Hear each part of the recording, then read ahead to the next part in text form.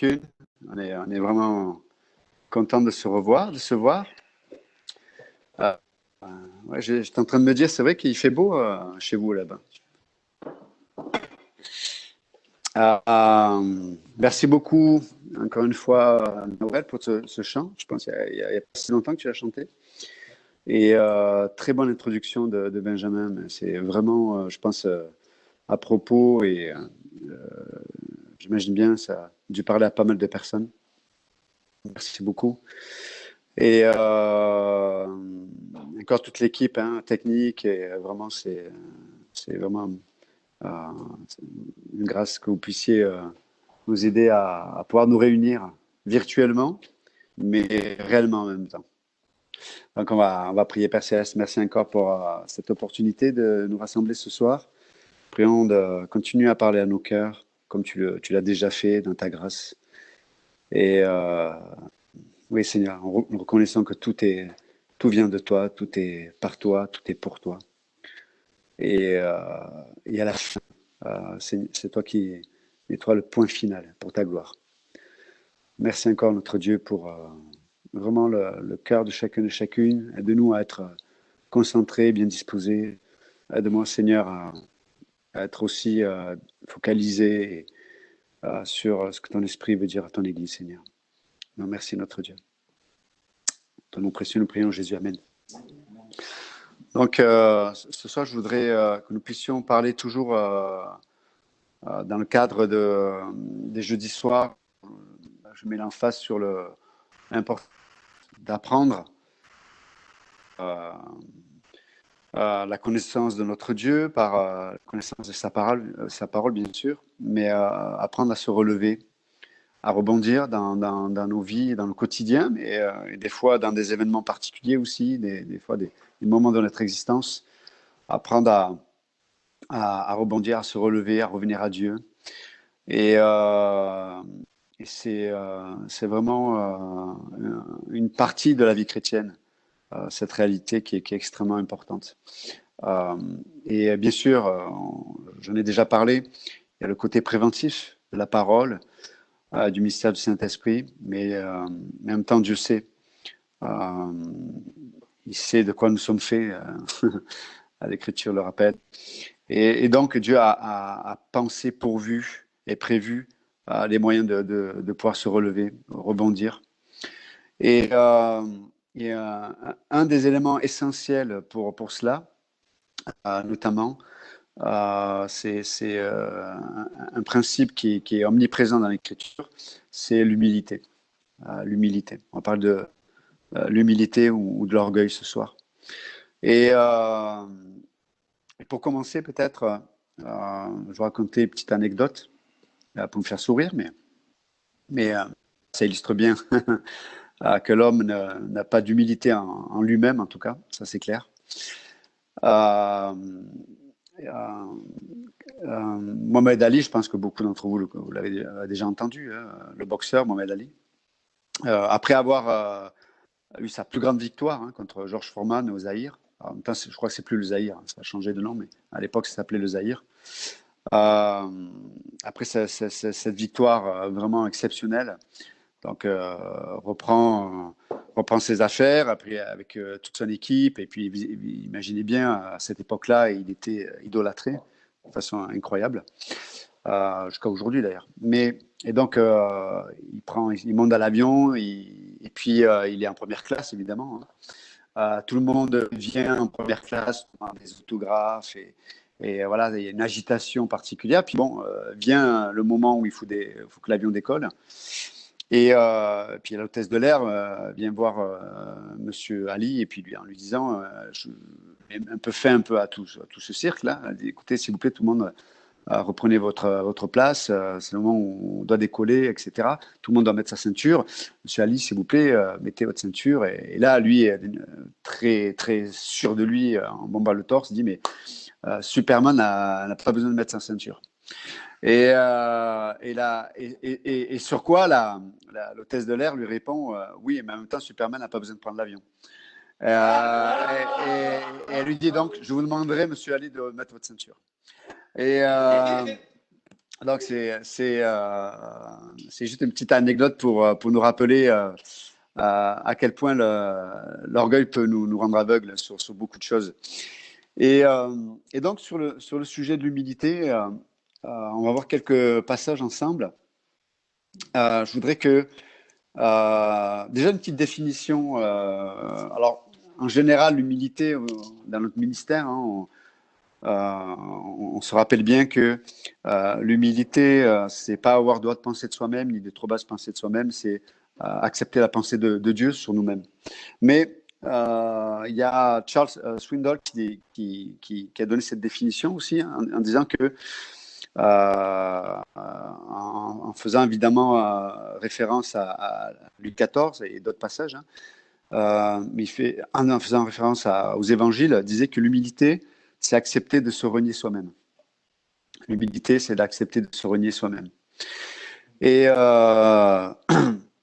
d'ailleurs, ce dernier, Swindoll dit, d'ailleurs, le contraire de l'humilité n'est pas forcément l'orgueil, mais c'est l'arrogance. Et donc, je voudrais qu'on nous puissions regarder quelques passages de l'Écriture pour parler de ce sujet. Et peut-être le premier, c'est Marc 10. Marc 10, 35.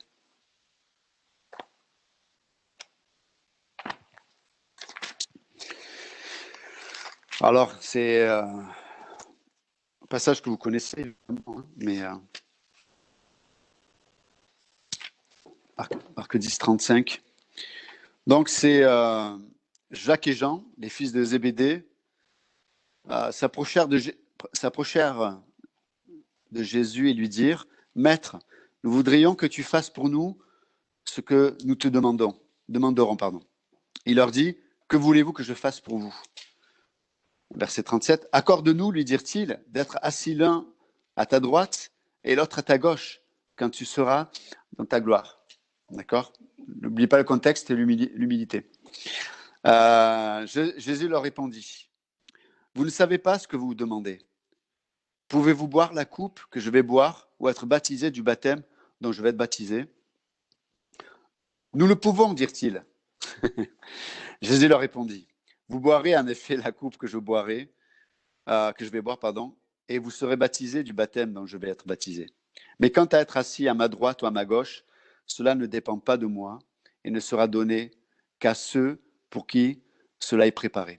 Alors évidemment, cette demande a fait jaser au milieu des disciples et on voit la réflexion des autres. Verset 41. Après avoir entendu cela, les 10 autres commencèrent à s'indigner contre Jacques et Jean. Jésus les appela et leur dit, vous savez que ceux que l'on considère comme les chefs des nations dominent sur elles et que leurs grands les tiennent sur leur pouvoir. Ce n'est pas le cas au milieu de vous. Mais si quelqu'un veut être grand parmi vous, il sera votre serviteur. Et si quelqu'un veut être le premier parmi vous, qu'il soit l'esclave de tous. En effet, le Fils de l'homme est venu non pour être servi, mais pour servir et donner sa vie en rançon pour beaucoup. Et donc ça, c'est premier passage, c'est une belle illustration de l'aspiration de l'homme à avoir un nom, avoir une reconnaissance, à être connu ou reconnu, pardon. Et là, en l'occurrence, c'est dans le royaume de Dieu, parce qu'il demande à Jésus d'avoir une place particulière, mais eux pensent au royaume de Dieu. Donc on pourrait se dire, c'est déjà bien. Mais Jésus leur dit que ces places-là sont réservées pour ceux qui vont choisir de boire une coupe particulière, d'être baptisé dans quelque chose de particulier. Et là, Jésus va profiter de cette demande pour enseigner tout le monde. Et à l'occurrence, il va leur donner les éléments essentiels pour avoir cette place dans le royaume de Dieu. C'est-à-dire être le serviteur de tous, l'esclave des autres.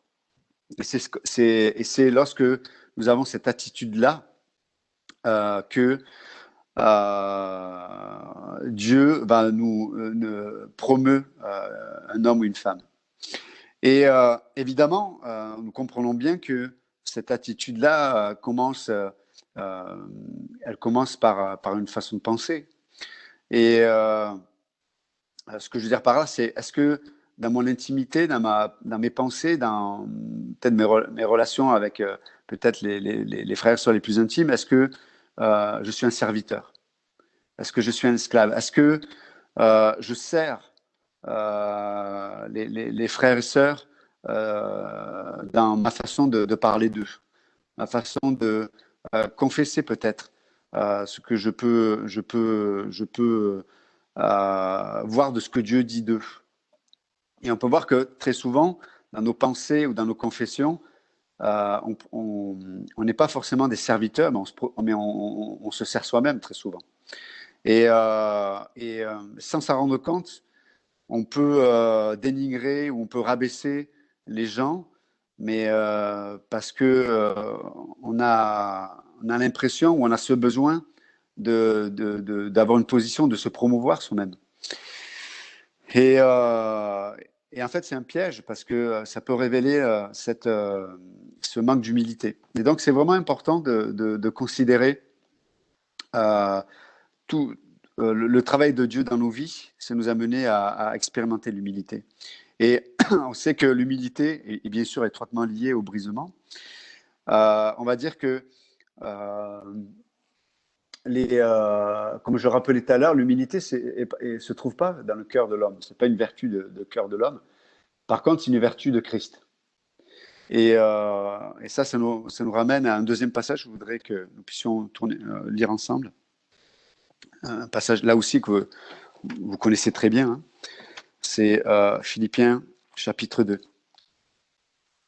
Donc, imaginez-vous bien, lorsqu'on parle de tout ça, que s'il y a référence à l'humilité, à servir les autres, etc., c'est que, et là, en l'occurrence, Paul va parler à une église, c'est que c'était peut-être pas la panacée même au milieu de l'église primitive, l'humilité. C'était déjà un problème. On verra, l'apôtre Jacques va en parler, l'apôtre Pierre va en parler, on tournera tout à l'heure. Mais on peut voir qu'il y avait déjà ce problème, même au sein de l'église primitive, de l'humilité et de l'arrogance, de l'orgueil. Et donc, dans Philippiens chapitre 2, quand il est dit que, verset 3, « Ne faites rien par esprit de rivalité ou par désir d'une gloire sans valeur. » Donc, encore une fois, n'oubliez pas, il parle à une église. Ça veut dire qu'au sein de l'église, il y avait des gens qui amenaient un esprit de rivalité et certains avaient un désir d'une gloire, parce que c'est dans le cœur de l'homme. C'est notre façon d'exister, en vérité. Mais dans le royaume de Dieu, c'est pas de cette façon-là qu'on peut exister. Dans le royaume de Dieu, ce qui nous fait exister, c'est celui qui est en vérité. C'est l'existant. C'est celui qui est de toute éternité. C'est lui qui nous donne la valeur. C'est lui qui nous donne notre identité. C'est lui qui nous donne quelque part cette gloire, comme le Romain 8 peut le dire. Mais en fait, plus on se revêt de la gloire de Dieu, plus en fait c'est Christ qui est glorifié. C'est pour ça que je disais que l'humilité est toujours associée au brisement. Et donc, il continue, il dit, mais avec humilité, considérez les autres comme supérieurs à vous-même. Que chacun de vous, au lieu de regarder à ses propres intérêts, regarde aussi à ceux des autres. Donc là, il nous donne une définition un peu plus précise de l'humilité. C'est que l'humilité est liée au fait de considérer les autres comme supérieurs à soi-même, sous-entendu, de ne pas chercher son propre intérêt, mais de regarder le besoin des autres. Ce qui, si on peut le concéder les uns les autres, hein, ce qui n'est pas forcément notre première pensée. Et en même temps, c'est lorsqu'on ne vit pas cette dimension, on va vivre une vie qui va être extrêmement difficile parce qu'on va essayer toujours d'agencer une vie qui va tourner autour de soi. Sauf que le monde, l'univers et l'existence ne tournent pas autour de moi. Donc, ça va être compliqué d'essayer de créer quelque chose qui n'existe pas. Et alors bien que dans nos sociétés, on essaie de créer cette réalité virtuelle, in fine, ça ne rendra jamais heureux. Et donc ça, c'est un bon élément dans notre existence en tant que chrétien, quand quelque part on vit avec ce feu qui peut-être s'éteint ou est de moins en moins présent. Et on sait que le feu de la vie de l'esprit se nourrit à travers l'humilité. Et donc, pour le dire autrement, lorsqu'on est occupé avec nos propres intérêts, ça va être difficile de nourrir la vie de l'esprit dans notre existence et dans notre âme. Et c'est pour ça que beaucoup de croyants sont malheureux. C'est parce qu'ils attendent quelque chose qui n'est pas promis par Dieu. Dieu prend soin de nous, mais Dieu veut exalter le Fils dans nos vies. Et lorsque le Fils est exalté dans notre vie, c'est là où vraiment on va expérimenter le contentement. C'est là où on va expérimenter ce qui nourrit le feu de l'esprit en nous. Mais ça passe automatiquement par l'humilité et les moyens que Dieu agence pour produire cela dans nos vies. Et donc Paul s'adresse aux Philippiens, puis il va continuer, si vous lisez la suite. C'est vraiment un passage extraordinaire concernant Jésus-Christ. Et ce qui est intéressant, on en a parlé à mon cours il y a 15 jours, ça m'a beaucoup touché, ce Hébreux 12. On peut voir, on voit Jésus-Christ qui, vous savez, ce qui produit la joie dans notre vie, la joie reflète notre intérêt. Ce que je veux dire par là, c'est que dans Hébreux 12, on voit que Jésus anticipait et en tout cas anticiper les réalités de l'œuvre qu'il allait faire, et cette anticipation produisait la joie. Et c'est parce que cette joie l'a amené à avoir on va dire la motivation pour aller mourir à la croix. Et c'est ce qu'on voit dans Hébreux chapitre 12. Et donc, ce que je veux dire par là, c'est que très souvent, notre manque de joie peut révéler le fait que notre vie sert un objectif qui n'est pas le bon. Et quand on sert un objectif qui n'est pas le bon, notre joie va être très aléatoire en vérité. Et or, par contre, quand on sert l'objectif de Dieu, Dieu nous garantit par la vie de l'esprit, notamment la joie. Si on lit Galates chapitre 5. Donc c'est pour ça que Dieu met en place tellement de choses dans notre vie pour nous aider à le rejoindre dans cet objectif-là. Et donc, pour revenir à Jésus, il y avait la croix qui est devant lui. Il imaginait bien ce que ça allait être, le rejet, la torture, parce Jésus n'a pas simplement été tué, il a été torturé et finalement crucifié pour finaliser cette torture. Mais ce qu'il a gardé sur cette croix, parce qu'il avait le pouvoir de ne pas y rester, ce qu'il a gardé sur cette croix, c'est son anticipation. Et son anticipation s'est reflétée par la joie.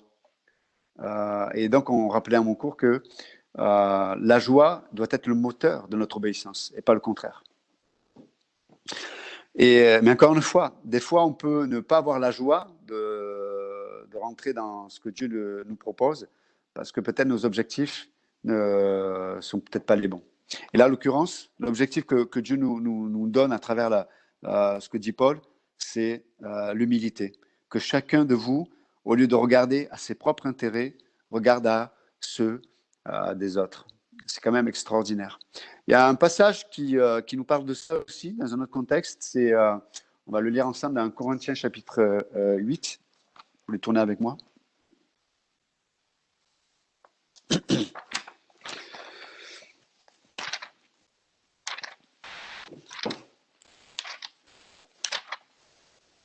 Corinthiens chapitre 8, verset 1. Là aussi, ce soir, c'est des passages que tous, vous avez déjà entendu, connaissez ou entendu des prédications.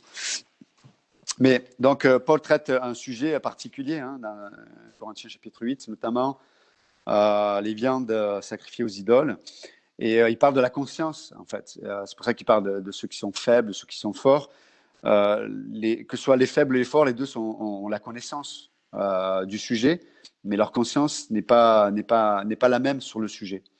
Et Paul nous rappelle que bien que nous ayons une liberté par rapport à cela, cette liberté devrait être soumise à la capacité des autres. De pas être, pour le dire autrement, il ne faut pas être une occasion de chute pour les autres. Donc à partir de là, verset 1, il dit, mais en ce qui concerne les viandes sacrifiées aux idoles, nous savons que nous avons tous la connaissance. Et là, il dit cette fameuse phrase, la connaissance rend orgueilleux ou enfle, mais l'amour édifie. Et là, ça nous parle de... Il ne cite pas le mot de l'humilité, mais ça nous parle vraiment de l'humilité en vérité. Comme Jésus-Christ, qu'on le rappelait tout à l'heure, avait la capacité, le pouvoir de ne pas rester à la croix ou même de ne pas y aller. Il n'aurait pas péché en cela. Mais nous étions condamnés s'il ne l'avait pas fait. Donc on voit que l'humilité nous amène sur un chemin où on va servir des intérêts qui ne sont pas les nôtres. Et là, Paul le rappelle dans Corinthiens 8, c'est que bien que nous ayons la liberté de faire ce que nous voudrions concernant les viandes sacrifiées aux idoles, notre liberté doit se soumettre à l'amour pour les autres. C'est ce qu'il dit. Et donc, il dit la connaissance rend orgueilleux ou enfle. Et c'est intéressant parce que le mot pour enfle, ça nous parle dans le sens primaire du terme, ça parle de s'épanouir, épanouir ce qui est naturel. C'est ce que signifie le mot grec. Épanouir ce qui est naturel. Donc, la connaissance peut épanouir ce qui est naturel. Or, ce n'est pas ce que nous voulons en tant que chrétiens. Parce que ce qui est naturel, c'est quoi? C'est de vivre pour mes propres intérêts. C'est ce qui est naturel. Et donc là, la connaissance de savoir que ces viandes sacrifiées aux idoles ne font pas que nous soyons idolâtres, bien au contraire, on sait que les idoles n'existent pas, en tout cas les démons ne sont pas des vrais dieux par rapport il n'y a qu'un seul Dieu. Donc cette connaissance qui nous fait être au-delà de la question des viandes sacrifiées aux idoles, pourrait nous amener à simplement justifier à travers un principe spirituel, qui est vraiment spirituel, pourrait cacher en fait ce qui est naturel. Et c'est ce que Paul est en train de dire. Il dit, mais peut-être spirituellement vous avez raison, mais si vous pensez que votre attitude est spirituelle alors que votre connaissance vous amène à une occasion de chute, en vérité, vous vous servez vous-même. Et c'est pour ça que la connaissance enfle, ça veut dire elle épanouit ce qui est naturel. Or, et là, Paul continue, il dit, mais l'amour édifie, l'amour construit. Et en vérité, là on voit bien quelque part le sommet de l'iceberg de l'humilité. L'humilité, c'est que on se rend dans notre cœur, dans nos pensées, dans nos confessions, on est là pour construire les gens. Vous savez, le mot pour édifier, là, dans ce passage, il a été traduit par la Septante, donc c'est la version grecque de l'Ancien Testament. Ce mot, on le retrouve pour la création de Ève. Donc, il est dit que quand il est dit que Ève a été façonnée, édifiée, bâtie à travers, en hébreu, c'est pas la côte, c'est le côté d'Adam. C'est pas juste de dire la côte, c'est faux, c'est à côté, le côté d'Adam, toute une partie d'Adam. Mais en fait, c'est le terme qui est traduit de l'hébreu en grec, c'est ce mot édifié en fait. Et en fait, c'est ça, c'est ce que produit l'humilité dans nos cœurs. C'est que du coup, on n'est pas fixé sur nos propres intérêts, mais on est fixé à édifier. Et vous souvenez, pour ceux qui font partie du staff, il y a quelques années, j'avais donné 8 éléments pour travailler en équipe. Et, et il y a une étude qui a été faite ces dernières années dans les églises. Et cette étude révélait que dans les églises ne manquaient jamais de dons. Mais le problème, ce n'était pas les dons ou les capacités dans l'église, mais le problème dans les églises, c'était qu'elles étaient compartimentées par des individualités et il n'y avait pas d'esprit d'équipe. Les gens ne construisaient pas ensemble, ils n'allaient pas dans la même direction. Et or, dans l'humilité nous permet de construire ensemble, et là, évidemment, on est là pour construire ce que Dieu veut construire. Mais nous, localement, dans une église locale, on est là pour construire l'église de Jésus-Christ. Et l'église, évidemment, ce n'est pas les bâtiments à Saint-Jean-de-Bédas. L'église, c'est les frères et sœurs, en vérité. Il y a des frères et sœurs que je vais édifier, que je vais construire, comme Dieu a bâti, a construit Ève à partir du côté d'Adam. Il y a des frères et sœurs que je vais édifier, construire, bâtir à travers peut-être l'édification, à travers mon service, mais en tout cas, toujours à travers l'humilité, parce que je peux servir quelqu'un, mais en fait, pour me servir. Ce que je veux dire par là, c'est qu'il y a des gens dans l'Église qui peuvent m'être utiles. Est-ce que je sers, est-ce que je bâtis seulement les gens qui pourraient m'être utiles, ou est-ce que je sers et je bâtis toutes les personnes qui sont dans le corps de Christ? Et ça, c'est extrêmement important. Et des fois, on ne veut pas perdre notre temps avec les gens qui peut-être ne seront pas utiles. Mais je dois me poser la question, qu'est-ce que Dieu veut faire à travers ma vie? Et l'humilité nous rend disponibles à Dieu. Et si on parlait simplement d'utilité, Christ ne serait pas simplement mort à la croix. Parce que moi, autant que vous, nous sommes des serviteurs inutiles. Pour le dire autrement, ce que Dieu fait à travers nos vies, il pourrait le faire sans nous. Pourtant, il a choisi de le faire à travers nos vies. Et le principe d'humilité fait que on ne considère pas de l'édification, construire la vie des autres par rapport à ce qu'ils pourraient m'apporter, mais simplement parce qu'ils font partie du corps de Christ. Et ça, c'est une grande liberté, et ça, c'est vraiment extraordinaire parce que ça nous permet d'être disponible à l'Esprit de Dieu. Alors, évidemment, on est responsable aussi, si Dieu nous appelle à certains ministères, bien sûr, on est obligé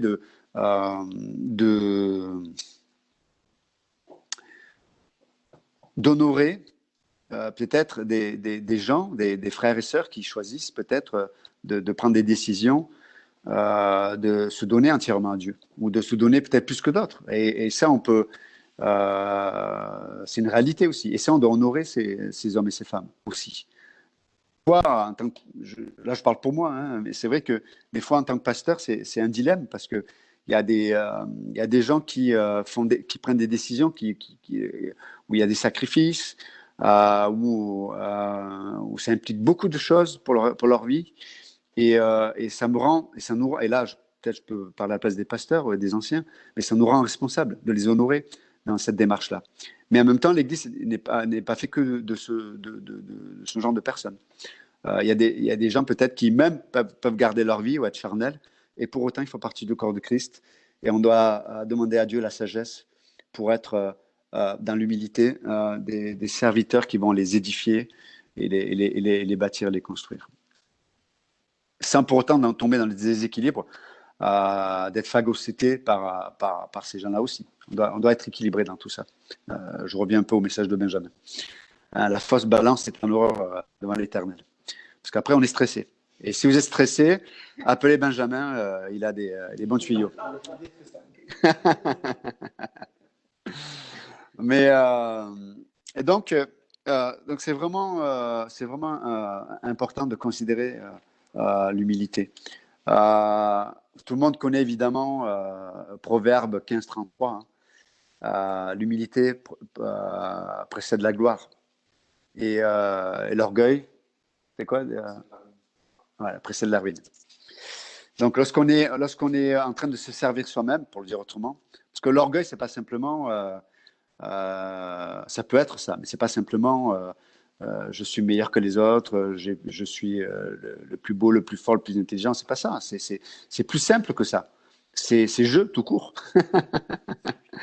L'orgueil, c'est et l'arrogance, c'est quelque part de mépriser ceux qui ne sont pas d'accord avec nous.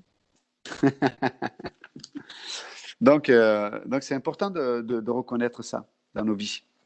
Et encore une fois, de façon pratique, c'est avec qui je suis occupé en vérité. Si je suis occupé avec Christ, vous allez voir combien Dieu nous permet de racheter le temps et de trouver du temps pour être occupé avec le besoin des autres. Par contre, lorsqu'on est occupé avec soi-même, on n'a jamais de temps. Ni d'ailleurs pour soi et encore moins pour les autres. Ça mène du stress aussi. On n'a pas. C'est quand, à travers le brisement que Dieu produit l'humilité, qu'on a la possibilité d'exprimer l'autorité que nous avons en Jésus-Christ, et notamment celui de racheter le temps.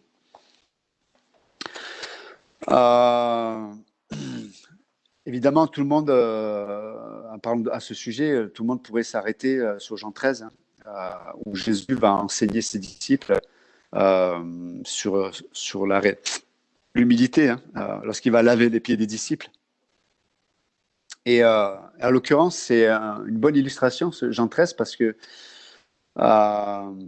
Jésus va laver les pieds, donc ça parle de la poussière, ce qui salit nos pieds. Et à l'époque, ils n'avaient pas de belles chaussures comme on pourrait l'avoir aujourd'hui. Mais ils étaient en sandales, beaucoup de poussière, peut-être les routes n'étaient pas bétonnées, etc., etc. Donc, énormément de poussière, donc on se salissait les pieds, et c'était d'usage dans les maisons de laver les pieds des invités. Et c'était toujours des esclaves, des serviteurs qui, souvent, là pour les gens qui étaient aisés, évidemment, qui avaient des esclaves, des serviteurs, c'est ces gens-là qui lavaient les pieds, soit des propriétaires, soit des autres qui étaient invités.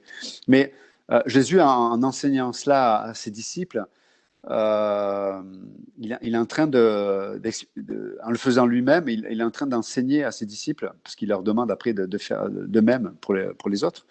Il est en train de leur enseigner le fait que pour qu'il y ait communion, des fois dans l'Église, avec des frères et sœurs, pour qu'il y ait une bonne relation dans un couple, il est des fois nécessaire de servir l'autre pour enlever ou nettoyer ce qui empêche la communion l'un avec l'autre. Et c'est pour ça que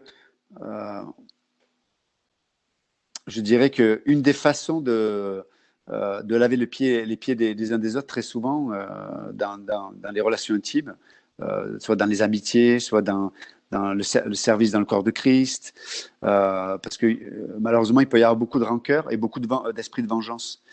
Et des fois, on ne se l'avoue pas dans l'Église. Mais dès qu'on a l'occasion, à travers, en se justifiant, à travers des principes spirituels, des fois, on se venge sur les autres. Mais comme on est dans nos droits, parce qu'effectivement, l'autre partie peut être en tort, et spirituellement, on peut avoir juste la motivation de nos cœurs, des fois, peut être la vengeance. Et des fois, on voit dans le corps de Christ, ou dans les relations dans le couple, les gens font des choses par esprit de vengeance. Et bien sûr qu'ils amènent les bons principes spirituels, ou ils amènent les bons règlements, ou les bonnes lois, et on ne peut pas leur reprocher cela. Mais peut-être dans leur cœur, ils ont l'esprit de vengeance parce que il y a quelques mois, quelques années, une personne nous a dit cela, on était en tort, ils nous ont repris, etc., etc. Il n'est pas bon que cela soit trouvé dans l'Église. Et vous savez, de toute façon, Dieu met en lumière les choses d'une façon ou d'une autre. Et si c'est le cas, si on a une motivation qui nous amène à avoir un esprit de vengeance, et vous savez, quelqu'un qui a un esprit de vengeance, il laisse rien passer. D'ailleurs, ça va le motiver à faire le moins d'erreurs possible. Non pas parce que c'est bon, mais parce qu'il veut avoir toujours des cartes en main pour pouvoir se venger. Et c'est rempli de justice propre. Et c'est très malsain dans l'Église, très malsain dans les couples, très malsain dans les relations. Non, ce qui amène la communion, et ce qui amène la communion, qui amène l'onction et l'autorité dans nos vies, dans le corps de Christ, c'est l'humilité. accepter d'être brisé. Oui, peut-être que j'ai été. Je me souviens toujours un pasteur, je vous l'ai déjà raconté, hein, peut-être ça m'a traumatisé, mais c'est bon, un bon traumatisme. Et c'est bien des fois d'être blessé dans notre chair. Mais je me souviens, j'étais étudiant en institut biblique et on avait une conférence et puis on m'avait demandé d'organiser les tables, les chaises, donc j'organise tout ça, etc. Et puis un pasteur qui a organisé la conférence me dit, Hey Johan, merci beaucoup, etc. C'est vraiment super le boulot que tu as fait. J'aimerais vraiment, et c'est la personne qui a organisé les tables, il me dit, j'aimerais que tu t'assoies à tel endroit. J'obéis, je m'assois à tel endroit. Puis il y a un pasteur qui vient à côté de moi, s'assoit à côté de moi, il me dit, mais qu'est-ce que tu fais là? Je dis, écoute, j'ai pas eu le temps de répondre. Il me dit, mais tu connais la parabole de l'invité qui se met devant et puis quelqu'un qui est plus noble, qui a plus de valeur que lui, va faire en sorte qu'il va se retrouver à se lever devant tout le monde et à être derrière. Donc la personne est en train de me dire, pour qui tu te prends d'être assis là, tu devrais rester, tu devrais être ailleurs. Tu te prends pour quelqu'un que tu n'es pas. Et intérieurement, j'avais envie de me défendre. Je disais, mais attends, moi, j'ai rien demandé. Mais juste, après, des gens sont venus et j'ai pas pu me justifier. Mais sur le coup, honnêtement, euh, j'aurais pu écraser comme un insecte la personne, mais avec des moyens pas spirituels. Mais en même temps, le Saint-Esprit m'a convaincu, me dit, mais Johan, tu en as besoin d'être humilié, d'être brisé. Parce que sans le savoir, peut-être cette personne, alors que j'étais dans mon bon droit, hein, mais sans le savoir, peut-être que Dieu a utilisé cette personne, peut-être qu'à ce moment-là, était elle aussi, juste propre, parce que peu importe, à la limite, je n'ai même pas cherché à savoir sa motivation, ça ne m'intéressait pas. Mais je sais que Dieu, c'est ça, cette situation pour montrer qu'il y avait de l'orgueil dans mon cœur. Et vous savez, alors au départ, j'ai réagi, bien sûr, hein, mais au bout d'une heure, j'avais une joie, une paix, comme une plénitude dans l'esprit, parce que juste, je m'en foutais, honnêtement. Je m'en foutais, je m'en foutais dans le sens que cette humiliation m'a fait du bien. Et je ne suis pas maso, hein, bien sûr, je ne cherche pas ça non plus. Mais c'est tellement reposant que la chair soit humiliée. Et je pense que elle n'est pas assez souvent. Je parle de la mienne, hein, évidemment. Je ne sais pas, mais moi, la mienne, elle n'est pas assez souvent. Mais quand elle est, et quand il y a le brisement qui est produit d'humilité dans nos cœurs, c'est tellement. Tu expérimentes une telle plénitude qu'il n'y a rien qui t'atteint. C'est vraiment. Ça fait du bien, quoi. Ça fait du bien en vérité parce que ça nous amène à expérimenter le fait que le jeu ne soit pas au centre. Et des fois, on ne se rend pas compte que le jeu est au centre à cause de la connaissance, de notre expérience. Donc, et dans Jean 13, donc Jésus nous parle de cela. Et c'est vraiment un passage extraordinaire de voir que à travers l'humilité, on sert les autres dans nos pensées déjà, dans nos raisonnements. Je ne pense pas le mal. En Corinthiens 13, vous vous souvenez, hein, l'amour ne soupçonne pas le mal. C'est extrêmement important parce que du coup, ça nous permet d'avoir cet esprit d'humilité, de service. Et du coup, on est vraiment libre dans certaines situations. Bien qu'après, des fois, il faut discuter avec les gens, il faut mettre en lumière les choses pour être sûr, mais c'est tellement, c'est tellement libérateur. Donc cette humilité où on ne sert pas ses propres intérêts, on sert l'intérêt des autres, les intérêts premiers de Christ, nous amène du coup à exprimer des comportements qui va libérer et soi-même, mais surtout les autres. Et ça, c'est extraordinaire. Et des fois, les comportements sont le reflet peut-être de problèmes sous-jacents dans nos pensées, dans notre façon de penser ou dans notre façon de communiquer, de parler ou de confesser dans notre cercle d'intimité. Et du coup, ça produit des comportements un peu bizarres ou de justice propre ou de réactions, des fois qui sont démesurées, etc. C'est vraiment important. Voilà. Alors que dans l'humilité, on va toujours exprimer un comportement qui va libérer. Et à l'occurrence, je parle tout à l'heure du lavement des pieds, mais des comportements qui vont libérer le pardon notamment. Ça, c'est vraiment un point important. Et je finis avec ce dernier verset. Je ne vais peut-être pas le commander plus que ça, parce que c'est bien juste de lire l'Écriture, parce qu'en vérité, la seule chose qui est inspirée vraiment de Dieu à 100% ce soir, c'est l'Écriture. Et 1 Pierre chapitre 5, on va lire au verset 5. De même, jeunes, soumettez-vous aux anciens. Et vous soumettant tous les uns aux autres, revêtez-vous d'humilité, car Dieu s'oppose aux orgueilleux, mais il fait grâce aux humbles. Humiliez-vous donc sous la puissante main de Dieu, afin qu'il vous élève au moment voulu. Et regardez, verset 7, ça rejoint un peu la pensée de Benjamin tout à l'heure. Déchargez-vous sur lui de tous vos soucis, car lui-même prend soin de vous. Et après, il nous parle de stratégie du diable aussi. Mais en vérité, sur 2 versets, il va utiliser 2 fois le terme de humilité et humilier. Et c'est comme si Dieu nous disait, il n'y a pas d'humilité en toi, naturellement parlant. Par contre, je t'ai donné la capacité, l'autorité de pouvoir t'humilier devant Dieu. Et des fois, ce qui fait qu'on est orgueilleux, des fois, c'est notre crainte. Notre crainte qu'on nous prenne ou qu'on nous vole ou qu'on ne nous reconnaisse pas à un certain moment. Mes amis, je vous assure, Dieu aime l'humilité et Dieu sait promouvoir au moment qu'il considère être le sien nos vies. On n'a pas besoin de chercher ça. Dieu le fait parfaitement, je vous assure. Et même si même si ça produit une souffrance, des fois, et des fois ça peut nous amener à être découragés ou à arrêter de servir. Des fois, notre découragement et le fait d'arrêter de servir peut juste refléter le fait que peut-être l'humilité peut-être ne règne pas dans nos cœurs. Mais juste dans cette humilité, on va laisser Dieu, comme dit David, c'est l'Éternel qui m'a rendu grand. Et, laissons Dieu le faire. Laissez Dieu le faire, que ce soit dans une vie de couple, que ce soit dans certaines situations ou d'injustice, que ce soit dans l'Église, que ce soit au travail, peu importe. Dieu sait honorer et promouvoir ses bien-aimés, mais toujours au travers de l'humilité. Donc, que Dieu vous bénisse et puis voilà, que nous puissions laisser Dieu opérer ce travail dans nos vies. Amen.